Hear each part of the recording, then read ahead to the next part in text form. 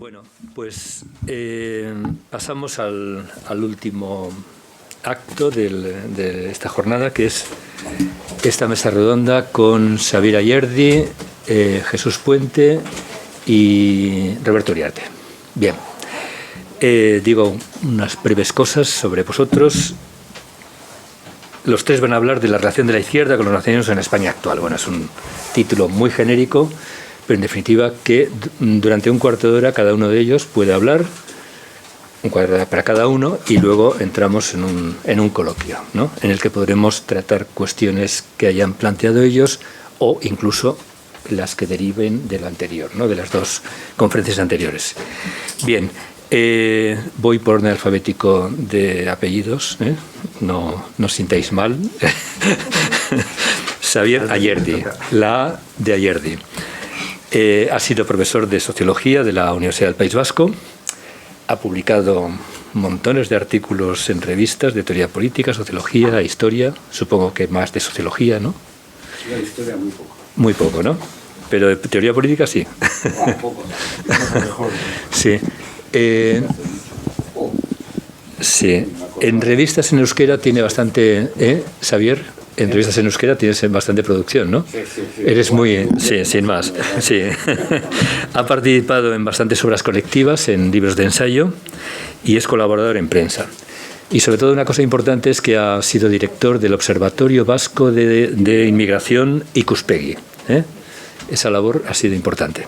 Bien, Jesús Puente ha trabajado en la enseñanza como profesor de historia. Estudiaste en la Universidad de Cantabria, ¿verdad? No, perdón. Salamanca, muy bien. Entre sus intereses, yo no me acordaba, pero luego leyendo, pensando, he encontrado que entre sus intereses siempre ha estado el estudio del esclavismo. ¿Te ha gustado el tema? Y de hecho tienes un trabajo de fin de máster sobre el esclavismo en Haití. Bueno, en particular es experto, un gran conocedor de los nacionalismos, también de temas sociales, de cuestiones de geopolítica, etcétera. Bueno, algunas incursiones ya has tenido también al respecto. Bueno, déjame que hable bien de ti. Colabora ha publicado artículos en prensa, en revistas, y sobre todo ha sido un impulsor de iniciativas sociales y políticas en el ámbito asociativo y cultural, ¿no?, fundamentalmente. Bien, Roberto Uriarte hizo Derecho y es profesor de Derecho Constitucional en la UPV, también, en la Universidad del País Vasco. Y bueno, es destacable otro aspecto de él, que es que en el campo de la política ha intervenido en los últimos 10 años, sobre todo quiero destacar que fue secretario general de Podemos en el País Vasco en 2015, ese año exclusivamente, una parte del año, 8 meses justo, desde inicios del año hasta finales, por discrepancias con la dirección de Podemos en España, sí. Y ha sido diputado en el Congreso por Vizcaya en la última legislatura, ¿no? Creo que es desde finales del 19 a mediados de este año, ¿no? Sí, en la fallida también, la que fue unos meses nada más, la que no se constituyó. Vale. Bueno, pues con esto paso a dar la palabra a Xavier. Toma. Casi dira arratsalde danori, ondo etorriak, eta bueno, ez dakit zer esan, egia esan. Y digo la verdad, sí, no sé qué decir ni de qué hablar, sinceramente, porque este tema de democracia, nacionalismo e izquierdas ya lo tengo abandonado desde hace muchísimos años, debate que me interesó en su momento, pero luego pues me dejó de interesar y ya es un tema que lo tengo relativamente aparcado. Y además no estaría de acuerdo con casi nada de lo que se ha dicho, pero bueno, tampoco tiene importancia.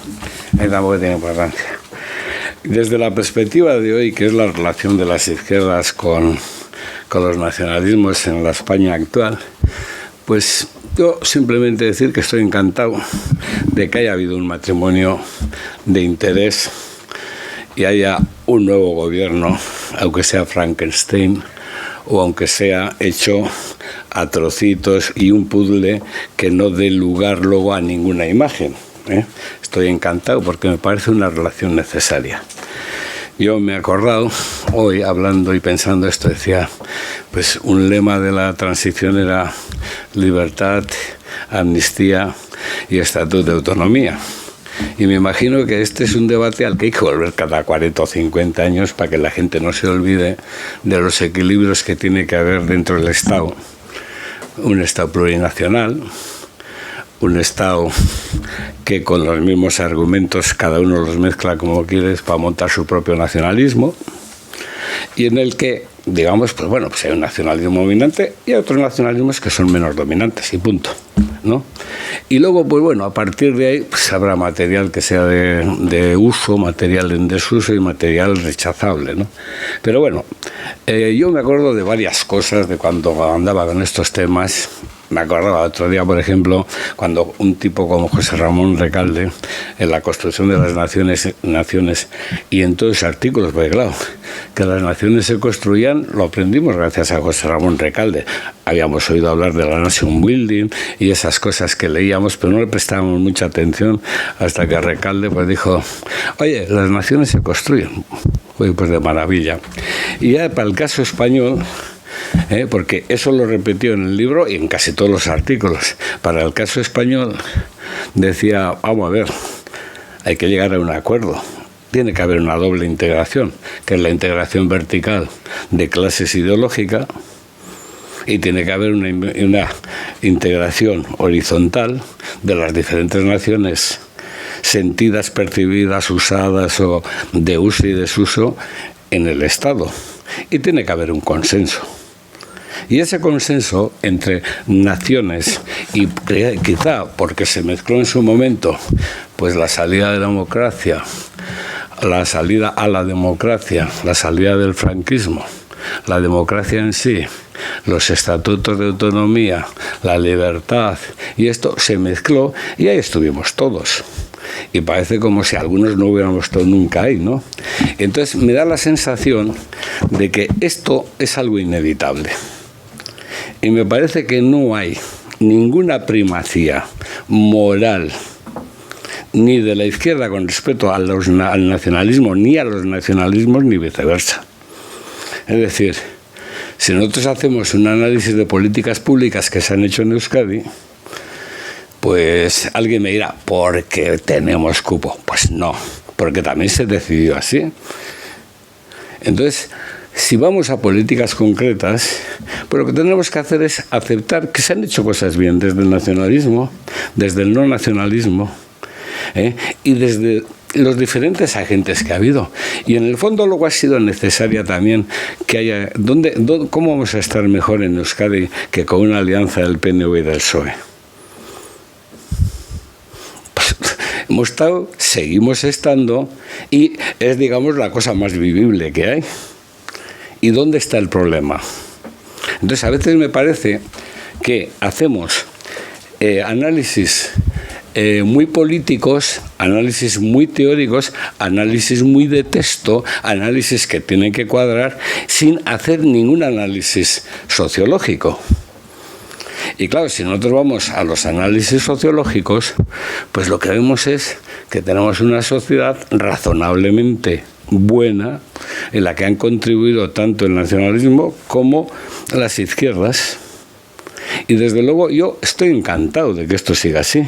Es más, estoy encantado de que todos se supediten unos a otros, de que desde mañana tenga que estar negociando quien sea del Partido Socialista con todos los demás, que tengan que machacarse, y me preocupa que solo nos preocupemos de la secesión de los triunfadores en cuestiones del nacionalismo, cuando a su vez tenemos unos sectores neoliberales económicos que eso sí que se han escindido de la sociedad realmente existente. Entonces, desde esa perspectiva, pues yo digo, bueno, pues tranquilidad, pragmatismo, acuerdos, negociaciones, decir que sí, decir que no, y creo que esa es la única España posible. Y esa es la única España posible en la cual se puede juntar el nacionalismo con las izquierdas.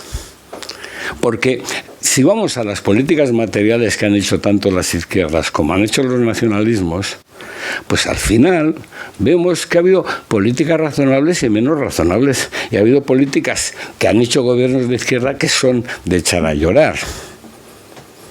De echar a llorar. Y no porque sea de izquierda y tenga la rúbrica de izquierda, han sido políticas de izquierdas.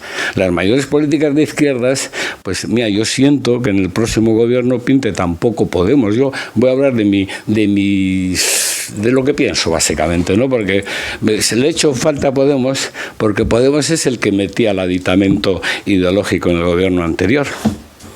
Y Podemos es el que básicamente ha metido al final ideología en las políticas durante el confinamiento. Entonces, a mí no me importa que Podemos sea de izquierdas o que el otro sea de derechas. No. Al PSOE le ha obligado Podemos en parte a hacer todo lo relacionado con los ERTEs. Le ha obligado a sacar el IMV, que no lo iba a sacar de otra forma. Entonces, de lo que se trata es, hagamos análisis sociológico. Y el análisis sociológico te lleva a que hay unas invariantes en las diferentes realidades que son las que condicionan luego las políticas. Y una de las invariantes, por ejemplo, de Euskadi, es que no hay disputa ideológica posible, porque en el fondo la disputa ideológica pues sí puede ser posible, evidentemente, entre derechas e izquierdas. Pero a la distancia que hay entre el votante medio del PNV, la del PSOE en términos ideológicos, es superada por la propuesta ideológica que se hace desde Bildu. Que me digáis, no, es que Bildu ha estado relacionado con el terrorismo, ya lo sé, ya hemos estado en esa pelea contra ellos. Pero hoy por hoy, ideológicamente, si uno va a los municipios vizcaínos, municipios guipuzcoanos, pues el futuro es de Bildu. Y eso se llama sociología. Eso se llama conocimiento de la realidad básica. Y dices, ¿y esto es bueno o malo? No lo sé. Esto es lo que va a suceder. Entonces, desde esa perspectiva, a mí me parece que hay que hacer un análisis bastante realista, bastante sociológico de las realidades. La disputa ideológica en Euskadi va... Cuando yo llevo este análisis haciéndolo desde hace mucho, y Manuel Zubero, que está al fondo, no está muy de acuerdo con la operación que yo hago, pero yo digo, y nos llevamos razonablemente bien a pesar de todo, pero por ahora, no, pero a pesar de esto yo creo que sobreviviremos a esta crisis, pero cuando uno cruza la pregunta famosa de ¿usted qué se siente en términos de identidad? ¿Qué se siente? Las 5 posiciones, más vasco que español, una identidad doble, más español que vasco o solo español. Y lo cruzas con la variable ideológica y con la variable de nacionalismo. El único punto de conflicto es con respecto al nacionalismo que perciben, no ideológicamente. No ideológicamente. Entonces, cuando se intenta, digamos, discutir con la imagen que yo me he hecho del izquierdista, del nacionalista, del demócrata, igual, en muchas ocasiones lo único que hago es discutir con el fantasma que yo he generado, en vez de discutir con la realidad que existe realmente en la sociedad. Entonces yo desde esa perspectiva pues estoy encantado de que todo el mundo, por necesidad, porque decía nuestro ilustre el Endacari Carlos Garaikoetxea que los matrimonios que más duraban eran los de interés. Pues si es por interés el matrimonio que en este momento vamos a vivir, yo creo que sin superioridad moral ninguna, pues habrá que arreglarse. Habrá que arreglarse y habrá que adaptarse a que haya. Y os voy a contar una anécdota que es muy salada, ¿no? Pues la madre de un amigo mío, pues al final le tuvieron que cortar la pierna y iba a votar en las elecciones municipales. Y entonces el hijo que le llevaba en silla de ruedas le quería chinchar y le decía, ama, ¿qué vas a votar? Eso no se dice nunca, esto no se pregunta, esto porque el voto es secreto. Ama, ¿qué vas a votar? Y claro, al estar impedida tuvieron que bajar el presidente con la urna, el apoderado de esto, el otro, el interventor, y le vio a un interventor, le vio con la pegatina o la credencial del PNV. y le dijo que nos dure mucho tiempo. Se trataba de Azcuna, que ya estaba enfermo, ¿no? Entonces, quiero decir que al final, pues, la realidad, yo digo que nos dure mucho tiempo este gobierno y que me dé el suficiente tiempo para pensar en otro gobierno y en otro. Porque me parece que esta España que ayer se constituyó de alguna forma, sin que yo me sienta ni especialmente dolido por el lawfare ni por lo otro, pues es lo más razonable que puede existir. Es lo más razonable que puede existir. Y frente a esto podemos tener argumentos que no nos gustan, pero dices, ¿y cuáles son? ¿O nos duele otra cosa? ¿O nos duele España, la muerte de España? ¿O nos duele la muerte de Euskadi? Vamos a ver, ayer se llegó a un acuerdo razonable. Que este acuerdo razonable sea conflictivo, oye, pues muy bien, pues que ocurren, que haya gente, y me podéis decir, y lo de la amnistía, y lo de la otra, y bien. Entonces, yo lo que quiero decir con esto es que hagamos caso de... No, creo que no estoy, todavía voy por los 10 minutos. Yo pienso, desde esta perspectiva, que en vez de discutir, no, voy a ser más corto, que en vez de discutir, ¿os acordáis de la película El Resplandor? Que al final termina escribiendo siempre la misma frase. Yo creo que tenemos que salir un poquito de la rotonda. O sea, no podemos estar siempre en una rotonda. Pensar en nacionalismo retrógrado. La izquierda es per se progresista. No, yo he oído bastantes cosas de estas hoy, Bueno, yo no te preocupes, o sea, no va a romper ninguna vajilla, Pero dices, vamos a ver, en vez de discutir con la propia imagen que nosotros nos hacemos de las realidades, pues estaría bien que analizáramos de la realidad, ¿no? Y con mucha tranquilidad, voy a cortar, hablaba del síndrome Jack Torrance, y una vez le dije a Andoni Unzalu, cuando escribió el último libro, gran amigo y mejor persona, ¿no? Le dije, Andoni, yo esperaba que tú hubieras hecho algo más de fuste. Porque claro, empezar con el principio de no hay identidades colectivas, solo existen individuos, el Estado es neutral en cultura. Y 4 cosas más. Y luego sacar 3 notas de 4 párrafos de Sabino Arana fuera de contexto, eso no hace un libro. Y libros de esos tenemos en Euskadi unos 4.000. Entonces, vamos a analizar realidades concretas, políticas concretas, lo que se está haciendo, cuál es el ámbito de lo posible, si algún día va a haber algún gobierno alternativo, si es posible que ese gobierno exista, pero en ese gobierno probablemente en Euskadi siempre va a haber un partido nacionalista. Si pasado mañana o dentro de 5 años Bildu o dentro de 10 Bildu se juntará con el PSOE y con lo que haya más a la izquierda. Y así es la historia. Y yo, que soy básicamente un tipo pragmático ya y con muy poca fe, pues eso es lo que habrá y no hay alternativa posible. Y desde luego creo que será la mejor alternativa, la que hoy hay y la que pueden sucederle. Y yo no voy a decir nada más de momento. No aplaudáis, Tampoco hace falta la boca. Muy bien. Bueno, yo me da pie... Perdón.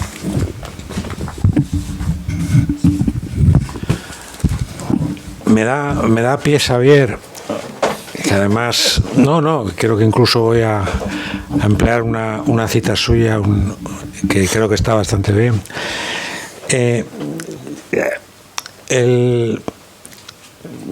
Yo, pues, si estoy aquí por alguna razón, o si tengo algo que decir, que yo sí creo que tengo algo que decir, es porque tengo, espero que todavía me dure, una vida militante. No tengo orgullo, es de las pocas cosas de las que puedo sentir orgulloso en la izquierda de más de 50 años, ¿no?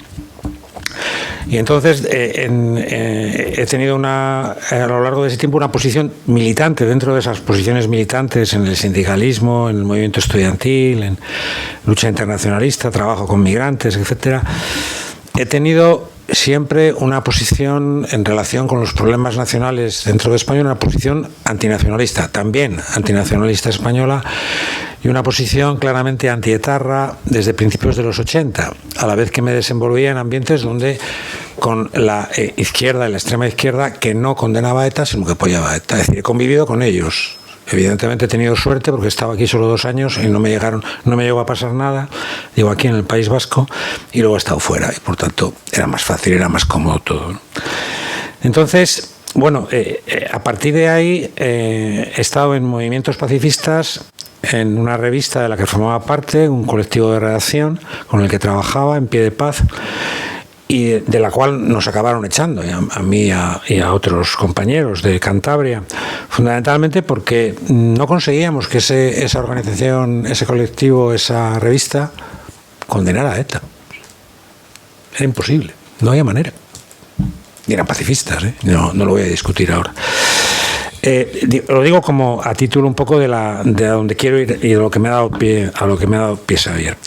Yo lo que creo, a diferencia de lo que él dice, es que la izquierda en España, y señaladamente la izquierda del PSOE, está absolutamente colonizada por el nacionalismo periférico, por el nacionalismo, digamos, de los pueblos oprimidos, empleando la propia terminología, y esa colonización, entre otras muchas cosas, en mi opinión, negativas y preocupantes, tiene una muy importante, que es que deja a la izquierda completamente inerme frente al nacionalismo radical español.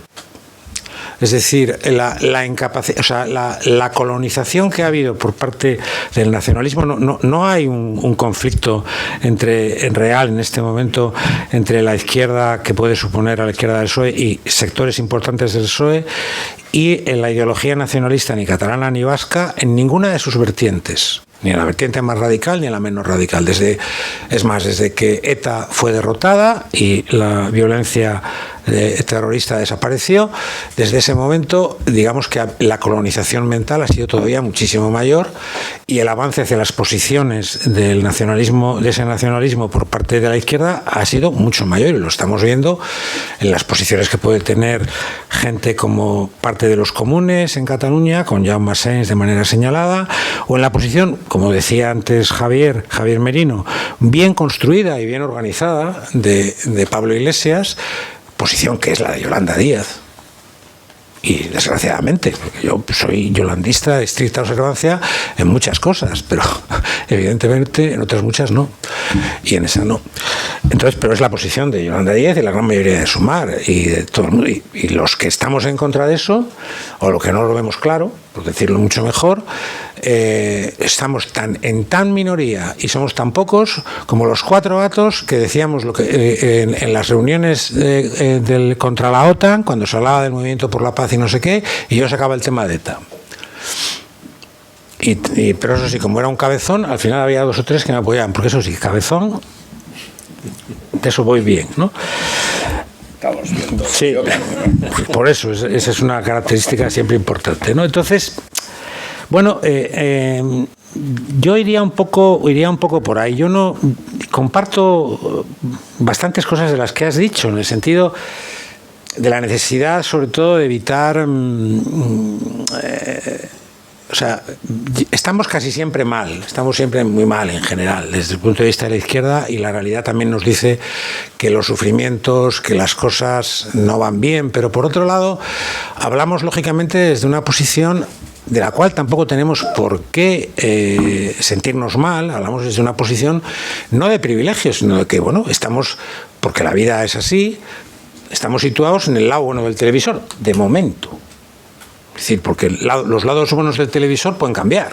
Es decir, y los ejemplos, y traer a colación a la antigua Yugoslavia siempre es pertinente, aunque haya gente que no le guste, siempre es pertinente traer a colación a la antigua Yugoslavia, o por qué no, a la antigua Unión Soviética, sin ir más lejos, ¿no? Es decir, todo puede empeorar y mucho, y sino que se lo digan a las mujeres de la antigua Unión Soviética.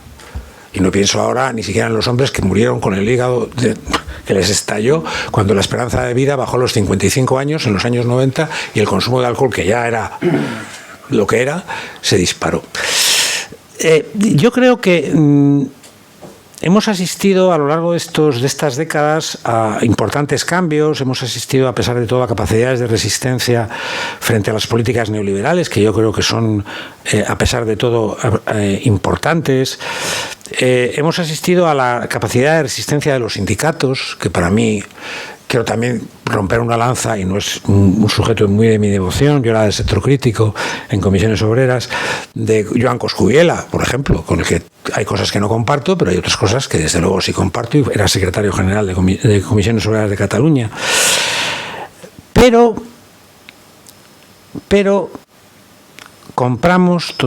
estamos completamente inermes ante el relato de las cosas y de la organización del Estado de los nacionalistas.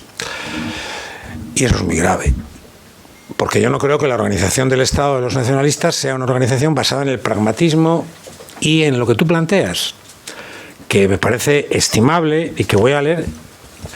Voy a leer en 2010 Xavier escribe con Alfredo Retortillo, escribe un excelente y recomendable artículo, Estática y dinámica en las actitudes políticas y los resultados electorales de la Comunidad Autónoma Vasca desde 1977, y extraigo 2 párrafos literales. El nacionalismo vasco debe abandonar su marcada tendencia a buscar salidas alegales, su lógica étnica, su tendencia a afrontar la ineludible construcción nacional mediante lo que no es sino restauración de un pasado inservible para tal fin, la noción de nación hecha a favor de nación por hacer, y más concretamente, el nacionalismo institucional debe abandonar su permanente síndrome de Penélope, despreciando los fines de semana lo que ha gestionado durante muchos años los días laborables. Y segundo párrafo, el no nacionalismo y el españolismo deben abandonar su tendencia a obviar la carga étnica incorporada en el Estado-nación español. Muchas veces, o en gran parte, la formulación del patriotismo esconde mucho nacionalismo previo. En suma, debe abandonar su arrogancia, que no es sino un préstamo o una prolongación del poder emanado del Estado. 100% de acuerdo. 100% de acuerdo. Pero esto no es el mundo real. Ese no es el mundo real. Ese no es el mundo real. No. Es decir, como es lógico, parte de esto sí es el mundo real, obviamente. No quiero hacer ninguna trampa en el solitario.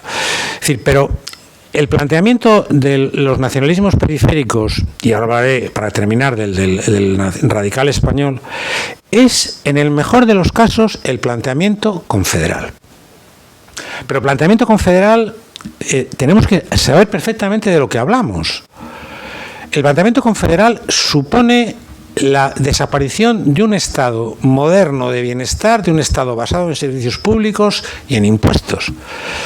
Es decir, estoy hablando en términos de construcción de un Estado que no sé si es posible en el mundo al que vamos, pero que se puede mantener en estos momentos en algunas partes de Europa. El planteamiento confederal es otra cosa, y además está perfectamente bien formulado por los nacionalistas. Quieren llegar a eso y trabajan estrictamente para eso. Lo hacen con mucha inteligencia política, como es el Partido Nacionalista Vasco. A esa inteligencia política se ha unido EH Bildu, sin ninguna duda. No hay más que escuchar a Merche Aizpurua. Merche Aizpurua. Merche Aizpurua, es decir, la persona del titular de Ortega Lara vuelve a la cárcel. Claro, hay que olvidar, estoy de acuerdo, hay que olvidar recordando. O no. Es decir, hay que, si no quieres ir a otra cosa que no sea otra cosa, habrá que ser capaces de hacer una lectura crítica y moralmente crítica de aquello, cosa que el mundo de EH Bildu no puede hacer. No es que no quiera, es que no puede. Porque si lo hace, pierde su conexión con las bases, pierde su conexión emocional, y ahora pueden avanzar, porque están jugando a todas las bazas, ¿vale?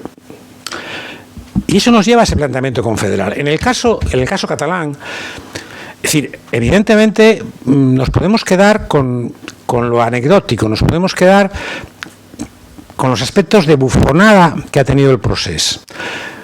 Sería un error. Sería un error, porque sabemos perfectamente, una vez más hay que volver a los estudios que ha hecho Martín, del catalanismo al éxtasis, es decir, es un trabajo fundamental que nos permite conocer todo el proceso. Y ahí voy otra vez a lo de la izquierda, a la izquierda esa que yo he acompañado como parte de ella. Banca Catalana, Pujol, 1986. Ante la estupefacción de Carlos Jiménez de Villarejo, de Mena y de un servidor, no sé si alguien más en el país, seguramente Martín y algunos más, la izquierda catalana apoya a Pujol. A la cabeza de la manifestación, ¿quién? Mi adorado en todos los sentidos, incluso por lo bien que cocinaba, y Manuel Vázquez Montalbán. Y aquello dejó al nacionalismo catalán las manos libres. Lo del 3%, a partir de ahí, era lo menos a lo que se podía aspirar. Bueno, quiero decir, hemos ido comprando eso y ahí me detengo en el Partido Socialista de Cataluña. El Partido Socialista de Cataluña quedó absolutamente tocado, destruido a partir de ahí, y la única alternativa fue lo peor, Maragall. Maragall. ¿Puede cambiar las cosas? Ojalá. Ojalá, es decir, yo no creo que tampoco las cosas sean nunca blancas y negras, sobre todo cuando se actúa con oportunismo.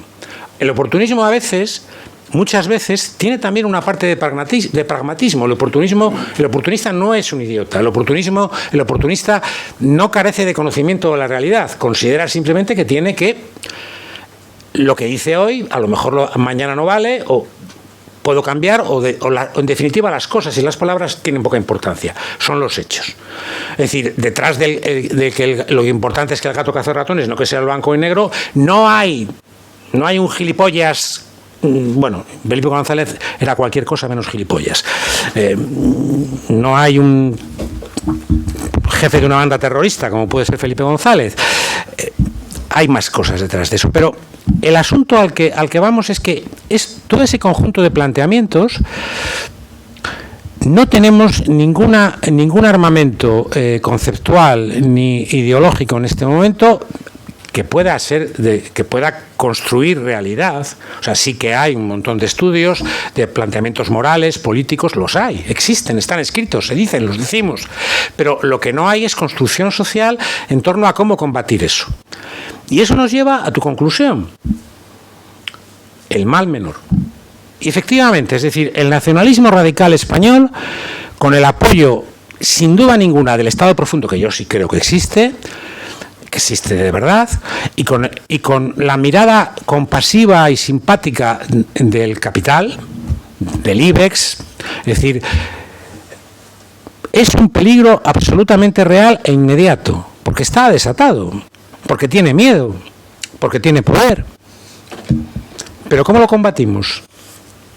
Si no somos capaces de hacer una lectura crítica de un planteamiento, digamos, territorial y moral diferente, porque no somos capaces de hacerlo. Es decir, el PSOE pasa de la Declaración de Granada al federalismo asimétrico, a lo que me conviene hoy, a lo que me conviene mañana, y bueno, al final siempre voy a poder, como hago yo, es decir, cuando quiero vacilar diciendo que estoy haciendo malabares. Pues es que a lo mejor el PSOE, pero no tenemos ningún planteamiento, o sea, planteamiento federal no existe, no lo hay, no está construido. El planteamiento federal es algo tan sencillo como decir, tiene que haber partes, la federación, las entidades federadas y un centro común con poder, con fuerza, y unos sujetos federados que tienen muy claras cuáles son sus competencias. En el panorama español hay algo de eso.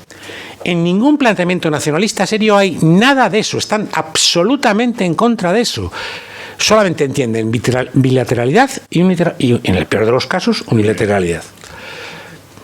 O al revés. O al revés. Es decir, lo cual nos pone en peligro. Nos pone en peligro porque nos lleva un poco a lo que tú dices. Es decir, bueno, vamos a ver si luego llegamos a pensar en el siguiente gobierno. Y esto, claro, es cuestión de un par de millones, o medio millón, o puede haber una conspiración de sables. ¿Qué podemos hacer contra ella? Los Borbones pueden claro, efectivamente, todos especulamos, ¿cómo no? ¿No?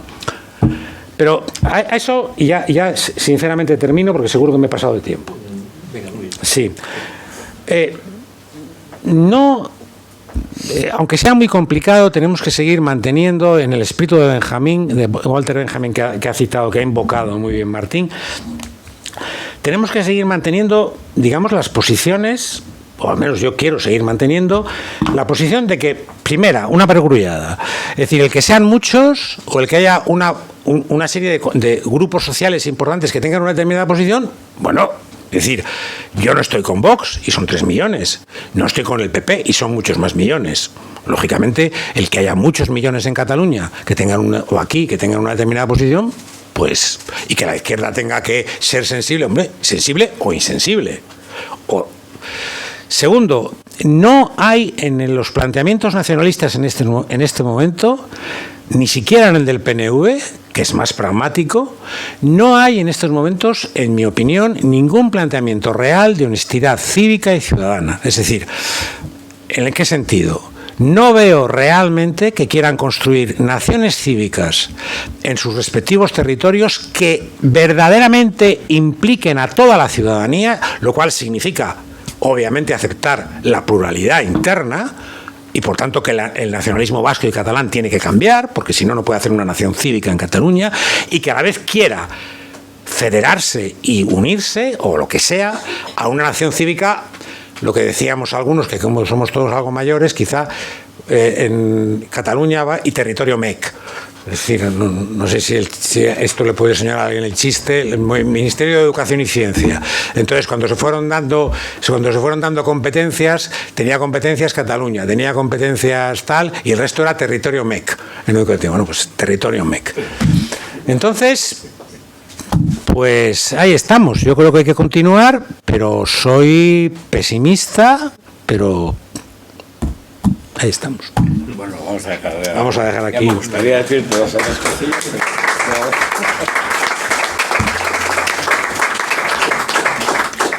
Perdón.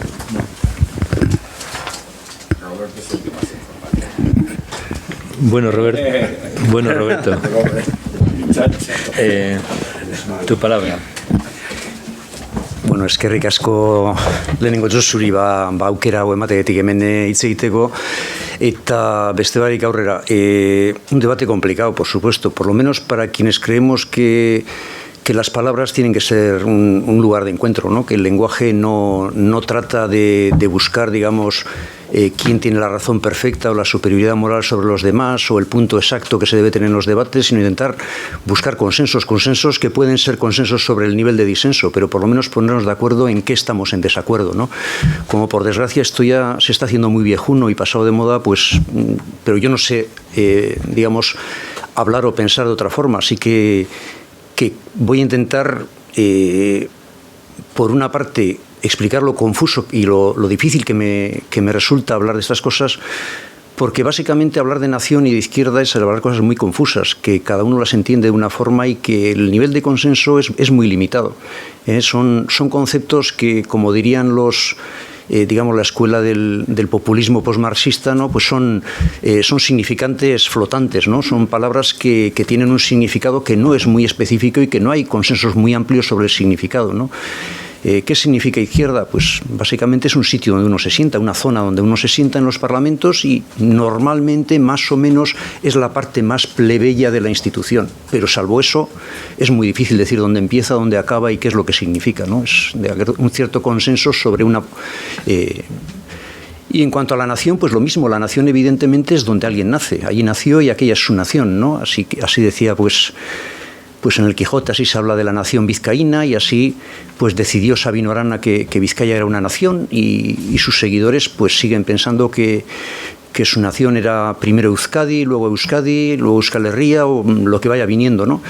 Son cosas muy confusas y en este sentido creo que es muy difícil dogmatizar, sobre todo porque porque los que hacemos dogmas, como en esta mesa, pues generalmente somos hombres mayores, que tenemos una cultura muy jacobina, muy afrancesada y que tenemos grandes verdades con las que dar ladrillazos a los demás. Faltan mujeres, ya te hago una llamadita para que la próxima seamos un poco menos antiparitarios, porque pues las mujeres tienen otra forma de abordar las cosas, poniéndole más corporeidad y menos pensamiento, digamos, puramente idealista, como hacemos nosotros, ¿no? Que hemos quitado de toda la historia de la filosofía y del pensamiento a aquellos que no eran 100% idealistas y que tenían una preocupación por la vida real y por la vida buena, ¿no? Entonces, yo desde esta perspectiva creo que es un debate difícil en el que podemos llegar al menos a algunos acuerdos sobre nuestros disensos, ¿no? ¿Dónde empieza y dónde acaba la nación? Vaya usted a saber. Yo aquí, pues como decía, ¿no? Pues lo que haría una feminista es ponerle corporeidad, pues ya que Xavi también ha empezado hablando de sí mismo, pues yo personalmente, como bermeano que soy, en Bermeo tenemos una canción que dice Bayona ticasita, beste bayonará, ¿no? De una bayona a la otra bayona. Pues yo en cualquiera de las dos bayonas, sea en la francesa o sea en la española, en la gallega, pues nunca me he sentido extranjero, no me siento extranjero en Castrudiales, ni en La Rioja, ni tampoco en Hendaya, y tampoco me siento muy extranjero en Buenos Aires o en muchos sitios donde hablan mi idioma y donde me expreso y me entiendo fácilmente con la gente. No tengo un sentido de pertenencia muy importante, ni considero que nadie me vaya a matar. Cuando decían, es que no nos van a matar España o Euskadi, pues yo creo que no me lo va a matar nadie, ni me va a decir, me voy a seguir relacionando con la gente de mi pueblo, que tienen ideas diferentes. Tengo un hermano, soy de una familia profundamente nacionalista, tengo un hermano del PNV que me dice, mira, yo soy independentista, pero no quiero un proceso independentista. Yo, si Euskadi fuera un estado independiente, como puede ser Andorra, pues estaría encantado, porque es lo que me gustaría. Pero montar un estado independiente es algo tan complicado, tan violento, y vamos a generar tanta fricción social que yo no me gusta la independencia, pero no me gusta el independentismo. Me lo dice así. Digo, ¿es un problema desde una perspectiva democrática que yo llegue a acuerdos con mi hermano? Ninguna. No le veo un problema. El problema es la gente que tiene un concepto de nación extremadamente dogmático y que no escucha a los demás y, sobre todo, no siente lo que los corazones de otras personas sienten cuando se sienten vinculados con algún territorio, ¿no? Mi vinculación, digamos, es mucho menos sacralizada y mucho menos, en ese sentido, yo creo que el concepto de nacionalismo lo tenemos que partir de un entorno concreto, ¿no? Porque las palabras significan cosas distintas para los demás. Para los británicos o para los americanos, por ejemplo, pues una nación es algo que está compuesto de varios estados, mientras que para los ingleses un estado está compuesto por varias naciones. Y para los ingleses, la nation de ellos es, los galeses son otra nación distinta y los escoceses son otra nación distinta. Sin embargo, pues la compañera francesa, ¿no? Si alguien dice que los bretones son otra nación o los corsos, pues aquello es un drama tremendo. En Francia, algo que en Gran Bretaña no es un drama. Aquí se ha hablado de federalismo. Es que el problema es que yo no conozco federalistas, solo conozco uno de verdad. Es decir, los federalistas que yo conozco, que se proclaman federalistas, en realidad son gente absolutamente jacobina y gente partidaria de la raison d'État, ¿no? de que la razón de Estado lo justifica todo. Y bueno, y luego a partir de ahí hacen una teorización sobre lo que debe ser el centro, la periferia o lo que debe ser, igual que el nacionalismo habla de lo de la confederación. No, es que las confederaciones no existen, esto es magia. ¿Cómo vamos a hablar de algo que no existe en la realidad? Es decir, las confederaciones son una cosa que pasó en una época del siglo XIX, en determinados países. Es decir, el confederalismo es un momento histórico de construcción de país a partir de la unión de determinados territorios independientes, que pasó en una época histórica y no se va a repetir. No existen las confederaciones, solo la helvética, pero en realidad es un estado federal. Y la mayoría de los estados federales no son estados federales, son solo nominalmente federales. México, Brasil, Argentina tienen un nivel de descentralización política muy inferior al nuestro. No hay ninguna posibilidad de tomar decisiones políticas o orientaciones políticas distintas de la metrópoli. Entonces, hablamos de cosas que son abstracciones que en nuestra cultura jacobina pues pueden sonar muy bonitas, nos sentimos elegantes, tenemos algo con que hacernos valer y tal, pero que nos acompañan poco y nos dan poco calor en invierno, ¿no? O sea, no nos sirven mucho para crear lazos de comunidad y para sentirnos mejor. Bueno, esto como introducción desde mi perspectiva, un poquito aterrizando en lo personal, ¿no? Luego ya entrando en lo que habías comentado antes, ¿no? Un poco, pues cómo ve el tema nacional la izquierda de la izquierda, o la izquierda del PSOE, o como se le quiera llamar. Yo creo que muy mal, en general, ¿eh? Yo creo que aquí hay que hacer mucha autocrítica. Creo que hay una cosa que Chimo Puig llama el síndrome de la M30. Creo que en la izquierda del PSOE, también en la izquierda del PSOE y también en la derecha y en todos los sitios, pues en España hay una política que de alguna forma es absolutamente madrileñocéntrica, o como se le quiera llamar. Es decir, se vive España y se diagnostica España desde Madrid y no se entiende otra España más que como una ampliación de la meseta castellana o incluso de la M30, ya exagerando, ¿no? No se entiende otra forma. Y la izquierda de la izquierda, ¿qué es lo que hace? Pues tiene todavía una visión de España un poco complicada, porque consiste en, por una parte, tener un diagnóstico de España muy madrileñocéntrico y, por otra parte, practicar una teoría de la plurinacionalidad que luego no se aplica en la práctica, porque su forma de entender la plurinacionalidad, y en esto, pues yo que he estado en Podemos, pues soy compañero en la universidad, o he sido compañero muchos años de Andoni Pérez Ayala, que era un líder de Izquierda Unida, que me decía, hombre, yo es que tenía unas broncas tremendas con Anguita, porque ellos entendían la plurinacionalidad o el cariño por los territorios como ir a los sitios a pasar la pelota a los nacionalistas. Entonces, claro, cada vez que venía Anguita, pues me hacía un desprecio a mí, porque su forma de mostrarse como muy vasquista era echar piropos al nacionalismo. Entonces, esto es la relación de la izquierda funciona así. Es decir, de alguna forma, digamos que su subconsciente les hace diagnosticar a España como una ampliación de Madrid, como un Madrid ampliado, pero sin embargo su corazón les exige ser plurinacionales y lo intentan ser siendo muy filonacionalistas. Funciona así, es una cosa muy, muy extraña de entender, pero que no es un fenómeno moderno, porque tradicionalmente ha funcionado así, ¿no? Eso respecto de lo que decías de cómo se define. Yo en ese sentido soy profundamente autocrítico y poco esperanzado, porque creo que con esto nos pasa un poquito como pasa con el feminismo, ¿no? Que muchas veces hay mucha gente que se proclama muy profeminismo, muy plurinacionalidad, pero luego sus praxis son puramente jacobinas y son hipermasculinas, hiperganadoras, hipercompetitivas, y no cuaja una cosa con otra. Dicho esto, con lo cual creo que ya no tendré regreso a la política en los próximos 50 años. Ya todo esto está grabado, con lo cual este striptease me lo pasarán con la pisonadora. Pero bueno, luego entrando ya en temas, como también soy bermeano y no nos gusta rehuir ningún charco, pues voy a entrar en un tema bastante conflictivo, ¿no? ¿Cómo es posible que la izquierda democrática pacte y llegue a acuerdos con los herederos del terrorismo, ¿no? Que es lo que se ha planteado en la mesa anterior? Es que nuestra democracia y nuestra Constitución se basan en el pacto de la izquierda democrática con los herederos del terrorismo, tal cual. Es decir, esto no es que sea anticonstitucional y que sea nada, es la base de la Constitución. La Constitución se basa en el acuerdo de la izquierda democrática con los herederos del terrorismo, punto. Posteriormente, la propia izquierda democrática decide hacerse terrorista y organizar una banda terrorista, como también se ha dicho. Es decir, a ver, aquí venimos de donde venimos, y sin ser tan conformista con la realidad o tan realista, digamos, como Xavier, pero creo que hay que entender la realidad. Es que aquí, ¿quién no ha practicado la violencia? Es decir, ¿quién no ha justificado la violencia? ¿Cuánto hay que aprender? Sí, bueno, algunos, pero muy pocos. Quiero decir, aquí ha habido un nivel de connivencia con las distintas violencias brutal, y todavía hoy es en día en el que la violencia no está desprestigiada. Pero no solo la violencia de los grupos terroristas, nuestras microviolencias particulares, la forma en la que nos imponemos en nuestros debates a los demás, la forma en que utilizamos la ideología y el pensamiento como un ladrillo para machacar al resto de la gente y para darnos brillo a nosotros mismos, ¿no? Creo que esto es parte de nuestra realidad, y creo que en ese sentido, pues tanto el pensamiento ecologista como el pensamiento feminista tienen que aportar algo a la izquierda. O sea, la izquierda no puede vivir como si no hubiese pasado el ecologismo, como si no hubiese pasado el feminismo. como si todas las violencias, todas las microviolencias, hasta la microviolencia verbal, no podemos maltratarnos verbalmente, de ninguna forma.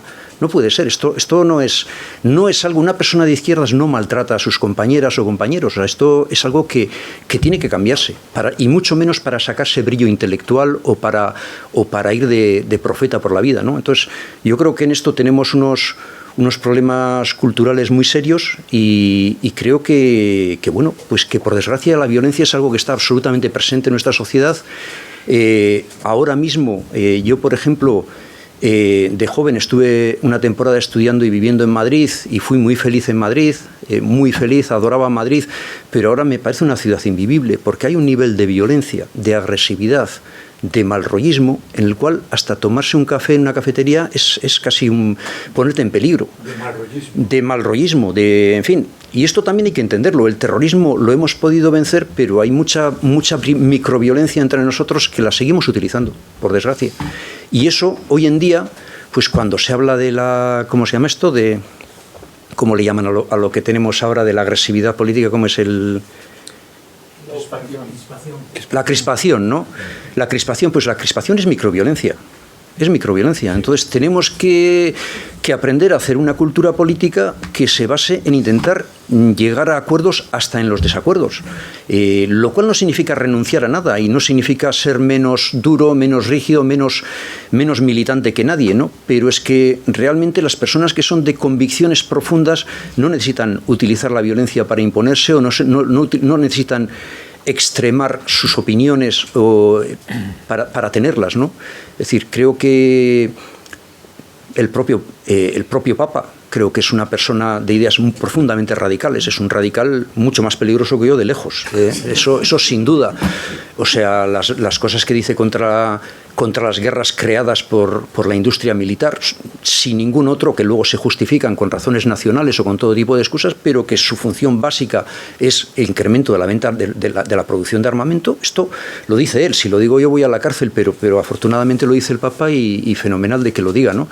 Entonces, simplemente creo que hace falta un desarme de los discursos, y ese desarme no es solo el desarme del ataque al terrorismo. Quiero decir que bueno, somos mucha gente la que nunca hemos practicado la violencia y la que nos hemos plantado siempre y la que hemos recibido palos, empezando por ETA, siguiendo por la militar, la político-militar, los comandos autónomos, los guerrilleros de Cristo Rey, los propios cuerpos de seguridad del Estado. Hemos recibido palos por todos los lados cuando éramos críos y no hacíamos más que ir a los sitios a pedir libertad, amnistía o lo que tocara pedir y no hacíamos más que recibir palos. Pero hoy en día, por desgracia, seguimos recibiendo palos dialécticos. Es decir, a mí hay gente que porque tenga yo unas determinadas ideas, pues directamente cuando me han presentado me ha saludado y me ha insultado.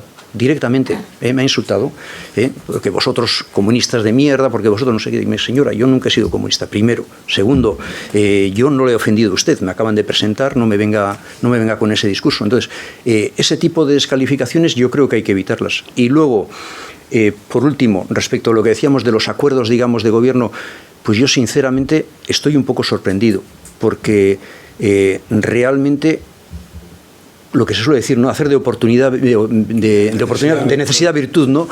Pues creo que estábamos en una situación crítica y que como se está encaminando todo puede ser para bien, y puede ser muy para bien, porque la ley de amnistía es una deslegitimación integral de arriba abajo del argumentario nacionalista, 100%. Es decir, lo primero que dice, se acabó lo de contraponer legitimidad y legalidad. Los procesos tienen que tener legitimidad y tienen que tener legalidad de acuerdo al ordenamiento jurídico nacional e internacional. Punto. Y eso lo van a votar a favor. Eso es, sinceramente, lo justo todo lo contrario de lo que han estado durante muchísimos años diciendo. Es decir, para obtener una solución a problemas personales de muchísimas familias, pues al final es posible.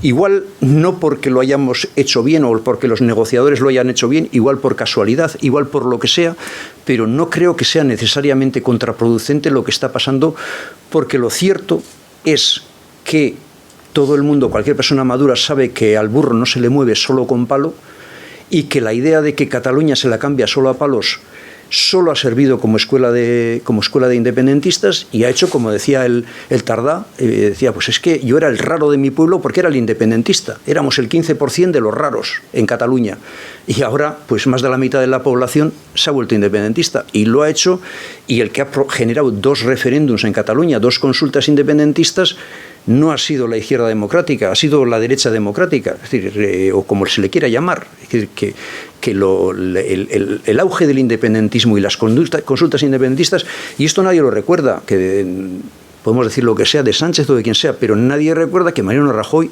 dijo con estas palabras: nunca jamás se va a celebrar una consulta independentista. No se va a celebrar y además nunca va a hacer falta, o no, para que no se celebre, no va a hacer falta ningún tipo de violencia. No va a hacer falta uso de la fuerza. Mintió en todo, pero da igual, a nadie le importaba. Porque cada uno era proindependentista o antiindependentista, y ya cuando tú tienes tu prejuicio, pues lo que buscas es algo que te reafirme en tus prejuicios, y es así. Pero está claro que cuando se ha utilizado la política de la letra con sangre entra, pues no ha funcionado como escuela de independentismo, eso es así.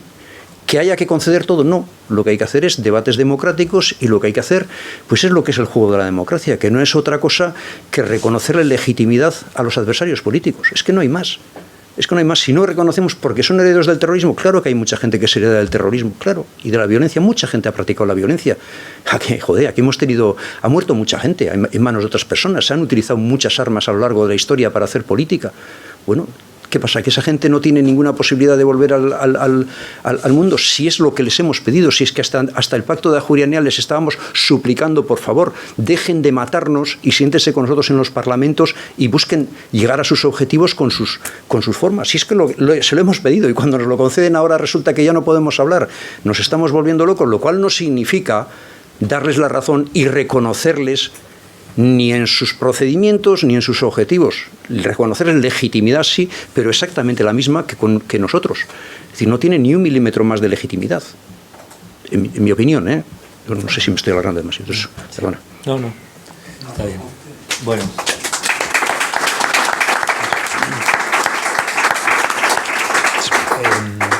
Tenemos un cuarto de hora escaso. Si queréis plantear alguna cosa. Allí, aquella joven.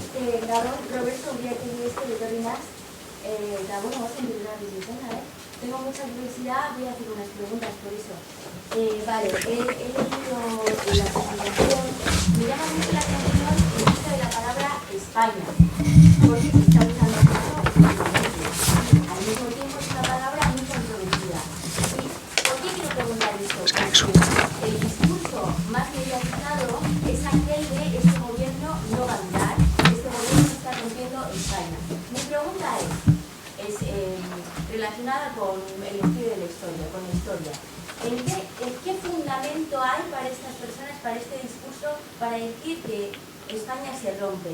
¿En qué acto fundacional de España se pueden basar? Se puede decir que Italia ha sido existe una unificación en Italia, Garibaldi unifica Italia. A partir de una desunión de estados existen diferentes estados. Pero ¿ha habido en España un acto fundacional como el italiano?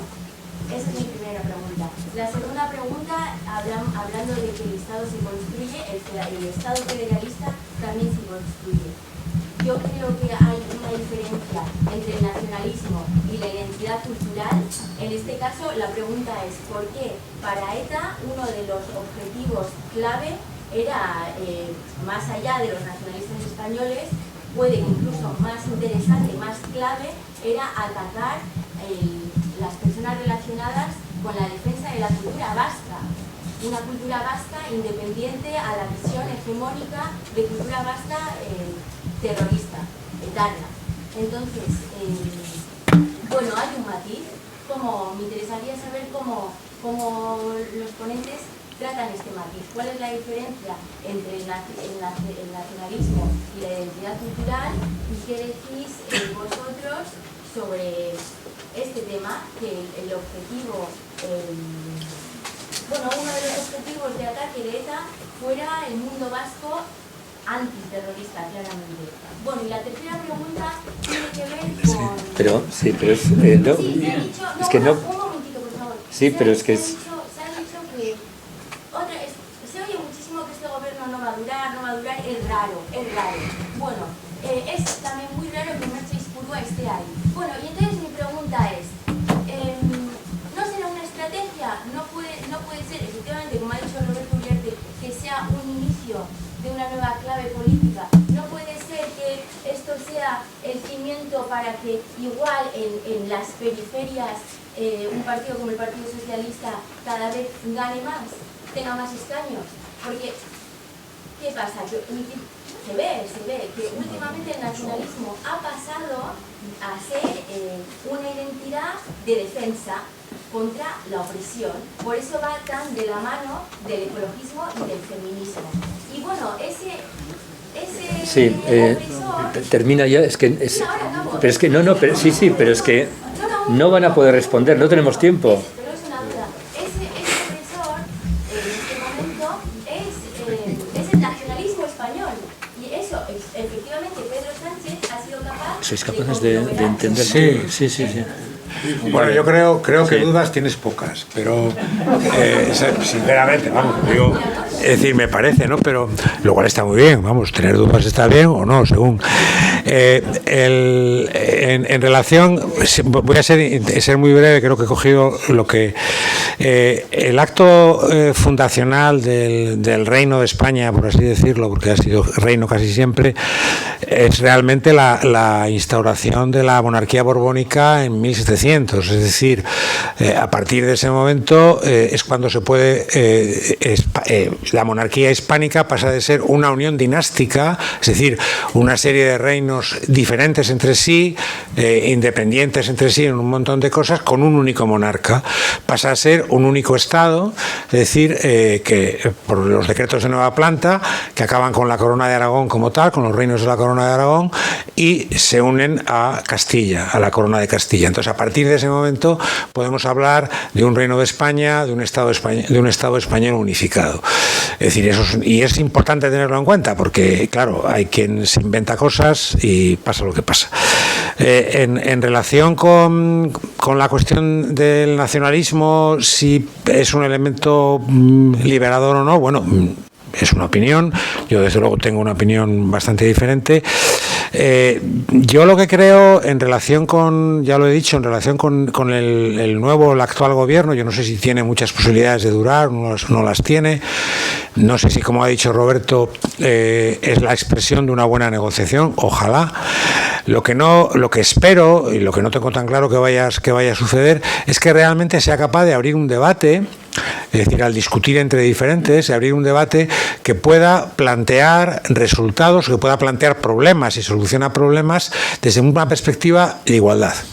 Es decir, de igualdad entre las diferentes personas que formamos parte, en este caso, de España o del Estado español. Yo digo España, pero que si alguien quiere decir Estado español me parece muy bien.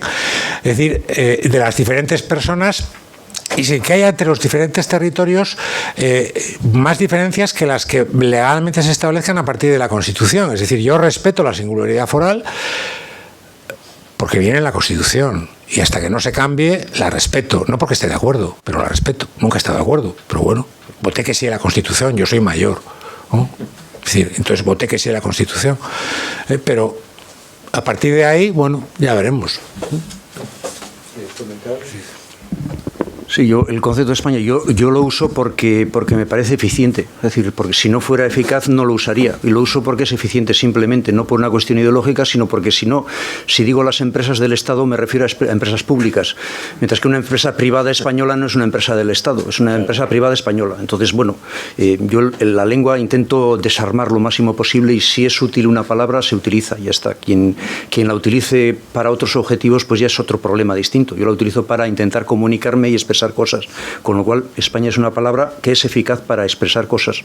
Punto. Si vives en un país, pues decirle que eres del Estado o que eres una, es decir, pues en España se puede decir que es una ONG del Estado, ¿no? Dices una ONG, es no gubernamental, es estatal. Bueno, en fin, esto creo que genera más complejidad la obsesión por no utilizarla, pero bueno, tampoco lo hago con ningún tipo de idea sacra o de defensa de algún tipo de esencia o, en fin, cosas de estas. lo de ETA, de atacar a las personas vinculadas con la cultura, esto es lo normal. Quiero decir, cualquier patriota de cualquier patria del mundo, cualquier persona que tiene una patria grande, potente y muy así, muy echada para adelante, pues al primero que va a atacar es a cualquiera que sea cercano a él y que no sea tan, mucho más, el mayor enemigo es el que está al lado siempre, y cualquiera cercano a ti que sea un poquitín discrepante va a ser el primero que le va a caer la bala en cuando se empiezan a echar tiros. Eso es, en todo el mundo es así, no funciona, el mayor enemigo es el enemigo cercano, ¿no? Bueno, esto no le veo. La tercera pregunta no he entendido muy bien, pero bueno, luego podemos hablarlo igual al final de la charla. Estoy acabado. Sí, perdón. Vale, perdón. No, simplemente coincido que en lo de la violencia con las personas que han sido la cultura, en el fondo era pues el desleal cercano, evidentemente, ¿no? En la famosa clasificación existía la figura del maquetófilo, ¿no? Entonces el maquetófilo es el peor, es la cuña de la misma madera que está con el otro, es desleal. Entonces desde esa perspectiva, pues bueno, pues me parece que... Y luego lo otro, pues bueno, pues yo lo que os he dicho, visión pragmática, que dure. Sí. Bien. Javi. Hoy ha muerto Agustín Ibarrola, ¿no? Sí. Anoche. Anoche ha muerto. 93. No, respecto al término jacobino, que me ha hecho una cosa curiosa antes, me llamó la atención la impropiedad en el modo del uso, que jacobino, me va a poner una semana por aquí,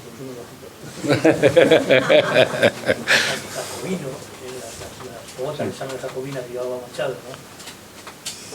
Siempre se ha interpretado como centralismo a ultranza radical de 1793 de Robespierre, ¿no?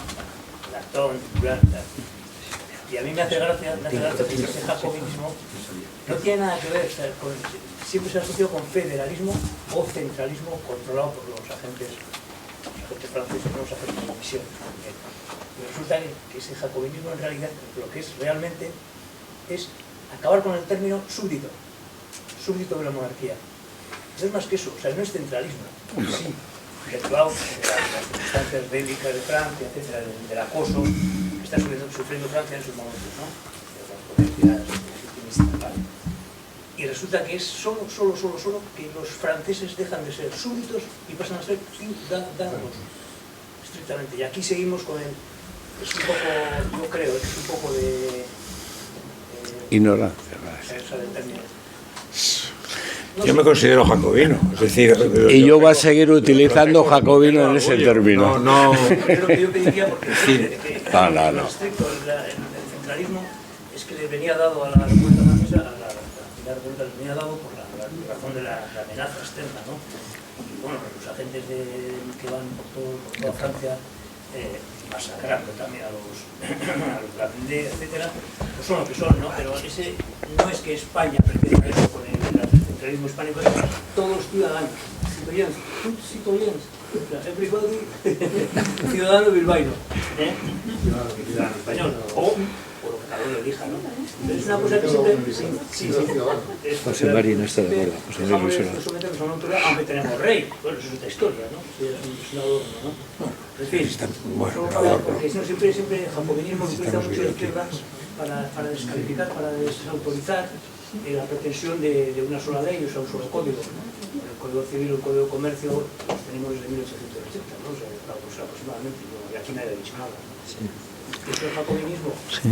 No, completamente de acuerdo. El bando jacobino era algo mucho más amplio y era algo que no es simplemente, pero bueno, sí es verdad que en el lenguaje vulgar en España, cuando se dice que alguien es muy jacobino, pues no solo se dice centralista, sino que es aquel que justifica cualquier tipo de instrumentos que se utilicen para conseguir determinados objetivos, es la idea del fiscal al servicio del Estado contra el enemigo, en fin, es toda una serie de reminiscencias que son, digamos, la parte fea de eso de jacobinismo. Evidentemente también tiene toda esa parte buena, pero bueno, sí, era una simplificación por mi parte, así que pido disculpas por usarlo de forma así un poco simplista. Además es igualdad de derechos fiscal. Sí. Es un poco que no es que deja de ser súbdito del 16, sino que para ser ciudadano de la República Francesa con derechos idénticos. Y eso sí quieren igualar, lo hacen a la fuerza, ese es el problema, ¿no? Pero bueno. Gracias. No, agradecerle. No, que hable alguien que tiene que hablar. ¿Querías comentar algo? Yo soy muy partidario del uso de jacobino. Bien. ¿Alguno más? Bueno, a mí se me plantea una duda oyéndote, Xavier. Las cosas son así, Y van a ser así. Y van a ser así. Yo soy muy realista, pragmático. Tercera frase que dices, y está bien que sea así. Eso ya ¿De no dónde sé. sacamos los criterios? Porque yo en la sociología del ser, que lo que es, entiendo muy bien, pero el deber ser se deduce del es. O incorporamos algún criterio de valor externo. Yo tengo muchísimos criterios de valor externo. Entonces, cuando Sí. decimos es así, y está bien que sea así, y me parece que solo pensamos en Euskadi, ¿no? Por ejemplo, no, te quiero decir, el que sea así implica que haya un trato diferencial, un privilegio económico desmesurado en el tratamiento de Euskadi en relación a la solidaridad nacional con el resto de países de zonas españolas. ¿Sobre esto tenemos algún criterio distinto? No, es así, pues razonablemente debe ser. La política de construcción nacional lleva consigo pues, determinadas políticas en materia educativa, por ejemplo, y también simplemente porque está bien que sean así. Bueno, te voy a contestar. A ver. ¿Eh? Sí, tranquilamente. Además, de momento las cosas son así y que de la misma forma que hay un estado profundo, hay una sociología profunda. Y lo que está clarísimo es que la sociedad es muy difícil de manejar a tu antojo. Y los alineamientos afectivos, simbólicos, ideológicos van a seguir persistiendo. Nos guste o no nos guste. Entonces, a mí, ese deber ser que podría ser posible, yo hoy por hoy, dentro del Estado español, no lo veo posible. Es decir, me dice, de nombre, perdón, Chuchi, me dice, yo soy jacobino, y me parece pues razonable, y yo voy a utilizar el término jacobino más por sus resultados que por su sentido literal. Entonces, lo que quiero decir es, ¿puede haber otra España? ¿Puede haber otra conformación? Pues tendrá que ser del resultado de la negociación que establezca por lo menos este bloque de gobierno que se ha constituido y de lo que quiera colaborar el PP. Porque tampoco veo, si no, yo no sé si el Estado confederal, el federalismo asimétrico, que puede ser simplemente un nombre para el Estado, las autonomías que hoy existe, yo no sé si se puede ir a criterios de mayor igualdad en el reparto económico, evidentemente se puede ir. Y no es una visión solo desde Euskadi, pero a mí, hoy por hoy, digamos, esto con el término que antes no has utilizado, que decías cuál era el de la polarización que puede existir en España y en la M30, me parece que es absolutamente insufrible y que desde luego no hay una lógica alternativa a eso, porque tienes un partido también que le gustaría hacer desaparecer a los nacionalistas. A mí me parece esto un equilibrio inestable infinitamente más interesante que todo lo alternativo que en este momento se pueda constituir, porque la otra alternativa sería la Grossen Coalition, bueno, pues que la monten, que decidan un nuevo Estado, que se junten. Lo que no puede ser es que la alternativa sea hacemos tabla rasa de todo lo anteriormente existente. Entonces yo simplemente quiero vivir en un régimen donde pueda, desde mis perspectivas y desde mis valores, vivir razonablemente cómodo. No espero mucho más de la política. Yo no soy, digamos, en una época me sumé a Rodríguez Zapatero, ¿no? Y dije que era un optimista antropológico. Luego encontré por otro lado encontré pesimista trágico. Pues ahora estoy en la fase de pesimista trágico, ¿no? O optimista trágico, por decirlo de alguna forma. Entonces, yo, como no espero que haya una revisión de España, y como sigo pensando, y por eso he recurrido a lo Recalde, que tiene que haber una integración vertical y una integración horizontal, y eso se tendrá que refundar cada X años. Pues ojalá se refunde y se refunde sobre unas bases más igualitarias. Pero desde luego yo lo que no me creo es el se rompe España y por la igualdad de los españoles estamos montando este pollo. Yo, pues bien, pero eso es lo que está planteando. Claro, pero a eso se asumen también algunos partidos, algunos líderes de la izquierda. No, pero lo digo yo.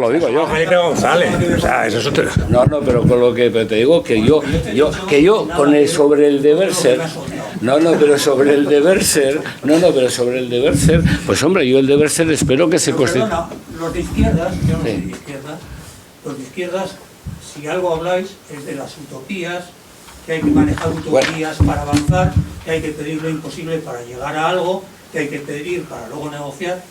Bueno, entonces, en el tema de la sociedad es así y va a ser así y entonces hay que aguantarse.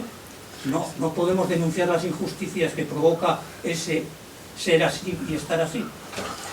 Evidentemente, y lo hacéis, y yo en cambio me conformo. Claro, y yo pienso que, perdona, y te voy a decir, no, vamos a montar un poquito barullo ya. Y digo, y a mí cuando dices, es que estamos inermes ante el nacionalismo radical que plantea la derecha, la izquierda. Claro, pero es que esos son sus elementos constitutivos. Toda izquierda que reconozca que monta un Estado autonómico y tiene que adaptarse a los diferentes territorios es lógicamente una izquierda más débil desde esa, digamos, afirmación de los nacional, necesariamente, estructuralmente tiene que ser más débil.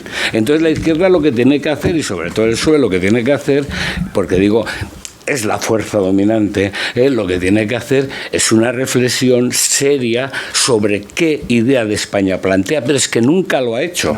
Y no lo va a hacer. Y no lo va a hacer. Y en su momento, pues Jáuregui lo intentó. Y Jáuregui habló del... Mira qué desgracia más grande. Aquí estamos todo un sector de la población que hemos estado toda la vida envidiando el catalanismo. No, pero en Euskadi. Ya, en Euskadi es muy raro. En Euskadi muy raros, no. En Euskadi defendíamos el catalanismo como una forma lógica de sentirse razonablemente en un mayor consenso político-cultural. Sí, pero bueno, eso es lo que veíamos desde aquí. Nosotros le hemos tenido a Ibarretxe. Claro, le hemos tenido a ETA. Sí, le hemos tenido a ETA y desde esa perspectiva el catalanismo parecía un proceso educado, tranquilo, etcétera. Claro, los han montado un pollo ellos solos, de mucho cuidado, pero durante mucho tiempo envidiábamos eso. Envidiábamos una sociedad donde los elementos supuestamente comunes de cultura y de otros elementos pues eran pues más amplios, menos problemáticos, una inserción dentro de España mucho más tranquila, y mira cómo se han trastocado los papeles, y ahora parece que el PNV y Bildu son las hermanitas de la caridad de todo este proceso. Es que había levantado la mano, entonces así que hable, que nos tenemos que ir. Si eso hablamos nosotros. Para saber entre el ser y el deber ser, comentabas que la realidad electoral en el País Vasco es la que es, con el peso predominante de Bildu, ¿no? No, del nacionalismo a corto plazo. No, sí, ahí coincidimos, O sea, los datos son los que son. A mí sí me gustaría que la sociología pudiera explicarnos un poquito cómo hemos llegado a eso, porque no hace muy poco, en una entrevista en otro país, un líder de Sojin lo que decía es, ahora que tenemos el censo electoral que nos resulta favorable, entonces igual el ser es no porque deba ser, sino porque ha llegado a un ser por no haber hecho cosas para evitar que sea lo que también así. A mí de la Merche Aizpurua en el Parlamento español me produce el mismo rechazo que cuando vi a Josu Ternera en la Comisión de Derechos Humanos del Parlamento Vasco. Una persona que no condena, porque rechazan, pero nunca condenan, la violencia y la persecución política de quienes pensaban diferente que ellos, cuyo coordinador ha sido condenado por secuestro, y que han llevado a 44 terroristas, 7 de ellos por delitos de sangre, en listas electorales.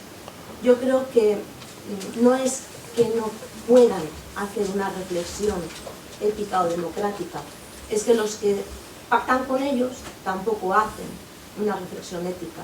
Porque sí que es verdad que la política tiene que ser pragmática, pero yo sí que he hecho de menos un suelo ético, porque con Pedro Sánchez y sus acólitos lo que está por el suelo es la ética. y la política y la ética sí que tienen que tener cierta vinculación, ¿no? Y hablábamos que Mariano Rajoy mintió cuando dijo que no iba a haber ninguna nueva referéndum o sufragio. Yo sí que echo en menos que no responsabilicemos a las personas por sus actos. Aquí quien cometió el delito es el que cometió el delito, que es el que está condenado, y a quien se ha indultado y ahora se va a amnistiar, ¿no? Y Pedro Sánchez en aquellas mismas épocas dijo, no es sedición, es rebelión, y hoy amnistía, ¿no? Entonces, a mí me duele España y me preocupa la izquierda, porque me siento huérfana de unos representantes políticos que se supone que hablan de la igualdad y vemos que no todos somos iguales, ¿no? Unos somos menos iguales y hacen de la necesidad virtud abandonándonos a los demás, ¿no?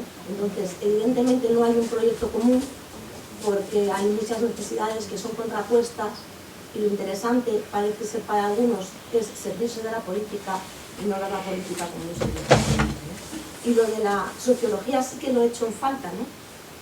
Ver si se puede explicar de alguna manera, desde un punto de vista político y sociológico, cómo puede ser que la primera fuerza política en el País Vasco sea la que no condena la violencia política. Gracias.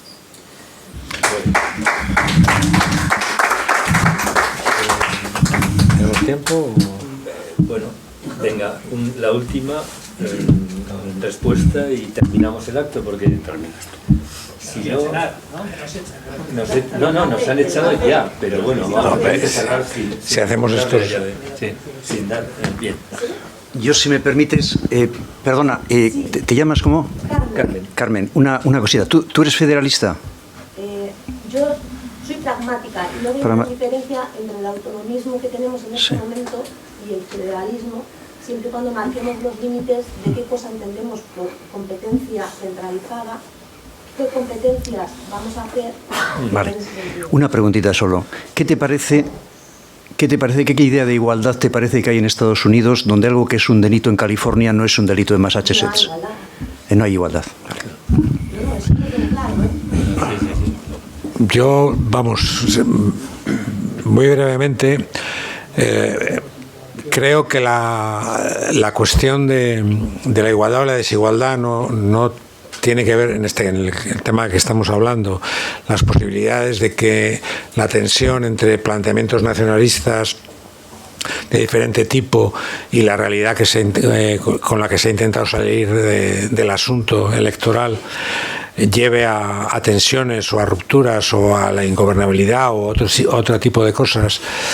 Yo, estando muy de acuerdo con el planteamiento que has hecho, Carmen, lo comparto yo creo al 100%, para mí la cuestión está en que yo no tengo absolutamente nada claro que los nacionalismos periféricos tengan una posición, digamos, honesta, y me explico muy rápidamente, honesta en el sentido de que tengan muy claro lo que quieren y estén dispuestos a negociarlo de una manera honesta para llegar a algún tipo de fin. De la misma manera que estoy absolutamente convencido que el nacionalismo radical español no tiene ninguna posición honesta.